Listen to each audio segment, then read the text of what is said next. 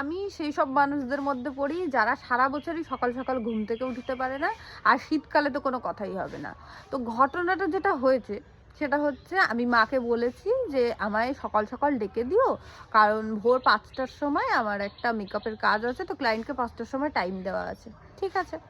তো আমার মা আমাকে মনে হয় রাত 3টের থেকে ডাকা শুরু করেছে, 3টে 3:30 তো হবে, যে ওঠ ওঠ ওঠ, চলে আসলো মেয়েটা, তোর দেরি হয়ে গেল, তুই তুই উঠতে পারলি না এখনো।